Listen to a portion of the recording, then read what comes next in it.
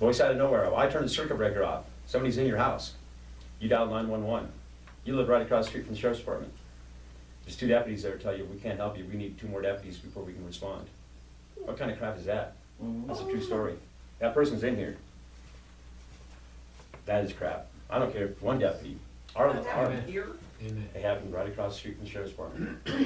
And that person's here, yes. That's me. Okay, this gentleman right here, happened to him. Oh, I know how to solve that. I solved it, and then when you just tell them because they said we're too busy, we can't respond. You say, well, I just shot the burglar. You'll have 6 cars. You'll have 6 cars there immediately. Right. And luckily that Not didn't so happen. sure It's anymore. amazing how quick they can get there when they need to. Luckily that didn't happen, and it could have happened, you know, to make my day. Luckily that did not happen. But that kind of stuff can happen. Yes, ma'am. Gary, you said you saw 4 kind of issues with the sheriff's office, and you talked about overtime, cell phones. What else did you? I know you're good. I think of that as I was talking. The jail was the other one, there was one before that. So it's the overtime. Oh, ammunition. Ammunition. How many of you shoot? Probably everybody here with firearms. I had to order all the ammunition for my team as state patrol sergeant. A couple hundred rounds a year is all we shoot. We qualify twice a year, we practice twice a year, so we shoot a total of 4 times. Park County Sheriff's Department spends $30,000 on ammunition. $30,000. It's all public record. So you got $30,000 in ammo, you got $20,000 in cell phones, you got $140,000 in overtime, and we're about $500,000 in the hole with the jail every year. What are we doing? You're What are we shooting doing? beer cakes. There you go. Those guys are rightfully terminated. Yeah. One of them got some metal in his leg. They were fired, but now they're Idaho Springs police officers, still employed, still employed. That's fact. That's fact. Yes, ma'am. I'm not done with you. Okay. Sorry. I'm gonna stay with her. So I apologize, but I haven't seen Oh, don't the apologize. questionnaire on Facebook, and I was a little bit late. 20 years in state patrol. Were you in a command staff position where the budget would be something that you have worked with in the past, or? So the state patrol is a paramilitary-based department. You have your corporal, sergeant. We don't have a lieutenant position. We have a captain. So the way we looked at it is your sergeant is kind of like your captain. Captain's like a lieutenant. And then from captain, again, we don't have a lieutenant. You went from captain, you went to major, then to lieutenant colonel. I had an amount, I didn't actually have to do the budget, my captain did, but I had an amount of money that I could spend. I'd order the ammunition, I'd find the classes to send my guys to you know, whether it was further education, training. Again, I was in charge of the ammunition ordering, the cell phones. Again, only sergeants, the only ones that had cell phones. The troopers did not have a cell phone. And but sergeants and above. And I do believe that, you know, here in Park County, that sergeants on the road, nobody in the jail should have a cell phone. They all have radios, they have telephones, landlines, and the phones don't work in the jail. As far as I know, they don't work in the school. I don't work here. But to answer your question, I was in charge of my troop here At the in Park expenditures. County. Yes, sir. Or yes, ma'am. Excuse me. Yes, ma'am. So then, the ammunition, you know, the classes they went to, and, you know, I was in charge of the training, qualification records, all the scheduling, the performance plans, management plans, improvement plans. Everything they did, I was in charge of it. Okay. So, but I have looked at the budget. Like you said, that's one of my things. It's probably scary. Yeah, it is very scary, and that is our money. I mean, we're How about overtime? What did overtime look like on the budget? it's $140,000.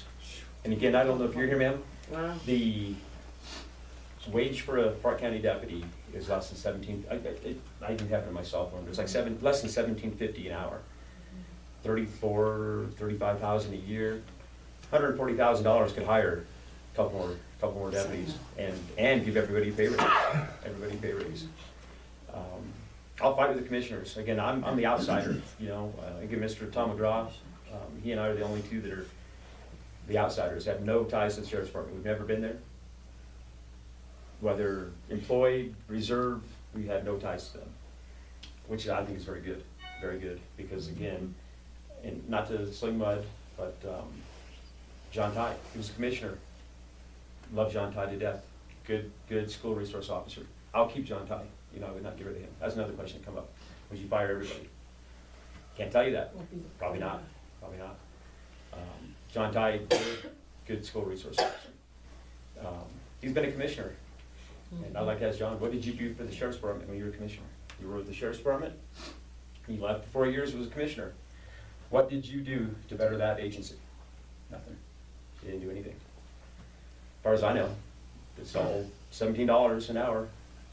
You open to looking at volunteers to come in and assist with things, not just former retired law enforcement, but just somebody who has an interest in coming in and helping you? Yes, yes. State Patrol, we did the same thing. File paperwork, come in and do our VIN inspections. You know, have you learned how to do simple VIN inspection on the vehicles? You examine a vehicle. Anything that would interest you and you want to be involved, I'm open to it. There's a background check. You know, me as a coach, he's a sergeant state patrol, gotta have a background check, gotta be fingerprinted. I was gonna say, you gotta be fingerprinted. Me as a running as sheriff right now, I gotta get fingerprinted, I haven't done that yet. Very open to community involvement. I'm very into the community policing. State Patrol is very community policing orientated to a point, and that's why I got out, because they weren't, I'm more community involved, and I think they're more into traffic. I mean, I don't see the troopers involved in the school like I used to. When I was a sergeant, again, I would delegate my guys. They would go to the sporting events, go in there and say hi. Go to the football games, say hi, make an appearance, get to know these kids, know the school, know where Building 200 is, know where the janitor offices are. Know your way around that school, because in Lee Key shooting, my trooper was the first officer there. First officer there. We're gonna talk about that too. The day of Lee Key shooting, I was in Fremont County. I was in Canyon City at a staff meeting. Every command officer within my entire district was in Canyon City. Never made it from Canyon City to Bailey faster than I did that day. But my trooper was the first one there. And we'll talk about teachers and firearms. We'll talk about that a little bit. There's a lot involved with that too. I mean, there's a lot of issues we're dealing with. And it's not, and you can, how can I put it? You can either agree with me or not, but guns don't kill people. Well, there's no Okay. perfect solution that way. Guns do not kill people. Drunk drivers, cars don't kill people, right? I had a little kid, about 8 years old. He told me, that's like telling me that my pencil spells wrong words. And I'm like, never heard that before. It spells words. That's true. I've never heard that. Where did you hear that from? Had to be a parent or maybe as a teacher. I wouldn't take that excuse, no. I think you mentioned your name. So again, I'm a strong believer in the Second Amendment. If you're a law-abiding citizen, you should be able to have a gun. Okay? What type of weapon you have is your prerogative. Okay? That's our Constitution. We were given that right to carry. It says you shall be able to carry. And I'm not going to take your guns. You know, a lot of people are worried about that, especially now. Mr. Cruz, the Florida shooting, 17 people. I'm going to ask you a question now. If you were armed, would you be able to shoot Mr. Cruz? Oh, I'd have shot him in a heartbeat. Okay. He wouldn't have got to the next classroom. Okay. I like to hear that. I do. The background checks for the, and again, I'm a strong believer in allowing teachers to carry guns. But I've been meeting with a teacher, and I don't know if you know her, she's only been here a short time. Don't say her name, but how long has she been here, you think? Can you give me a hint? The one that I just called you about, if she was there. Oh, she's been here 14 years, 15 years? Okay, she's been here quite a while. I'm meeting with her because she's ex-military, retired military, and I want to get some feedback from her. I had one teacher say, I don't want to get out, I don't want no part of that. I was hired as a teacher, and I understand that, and I would never ask you to do that. I would never ask you to do that. But if you came to me and said, hey, I'd like to go through the background check, psychological check. Right now, there's 5 school districts in the state of Colorado that have armed teachers. A couple things I don't agree with. I didn't know that. Yeah, there's 5 of them, mainly in the southeast part of Colorado. Fleming, southeast of Colorado Springs, District 28, I think is one of the districts. As I've been researching it, there's one thing I don't agree with. And one of the schools, their teachers, it is a confidentiality where nobody knows what teacher has a gun. I don't like that. I don't like that. How many of you heard of the Walmart shooting in Thornton? Yeah. Yeah. Okay, that's my area. We watched videotape. We got several concealed weapon holders, several people, probably 10 that had guns in Walmart. Well, why didn't anybody pull their gun and shoot that guy? Well, because they don't know. Okay, and I'll give you a scenario. Here's our shooter. Okay, he's shooting. All I hear is gunfire. I come around the corner, Carrie's a concealed weapons holder. She's got her gun out. I come around the corner, all I see is her with a gun. Do I shoot her? Right. You can't do that. So there's a lot involved. Yeah, Me as a police officer coming into the school, and me not knowing that you're the teacher that has a gun, what am I gonna do? Do I shoot you? Do I not shoot you? It's very important that we know who has that gun, especially law enforcement. I need a picture of you, I need to know what kind of gun you have, I need to know where you're at, because someone's gonna get shot. And Walmart's a good example of that. You can't just go and start shooting people with guns. And that's why a lot of those guys said, I didn't pull my gun because I don't wanna get shot. And somebody who's not fully trained, I got my gun out, all I hear is gunfire coming in the area that I'm at, and he shoots me, and I'm the good guy. Can't have that, so. Well, our church has a large security team, and we have 5 cops in the building on Sundays all the time, Right? because we are a real terrorist target, because we're real pro-Israel, so they always wanna kill us. And, so we have the Jihad Jane, I call her Jihad Jane, I cracked up with the pastor, the one that got arrested going to Syria to marry the ISIS Right, dude. yep. Yeah, she was attending our church. First time she walked in, I said, no. This person doesn't need to be going to our church. Well, it took us 2 months to get her out of there. I couldn't believe they didn't, the first day, axe her out, but it's like, you have to have people that are willing to shoot. If you're not willing to shoot, you should never touch a gun. Because if you're not willing to do it, and I You came should close have to that. having to do it one time Yeah. with a guy We- that's coming we in rely the on you. door. I'm gonna rely on you to make that decision, to go after him. You've got to be able to, you have to know that you can do it. So you Right. shouldn't touch one unless you know it. Right, here you have a school resource officer in Florida that was trained to do it and failed. He failed. He should be fired.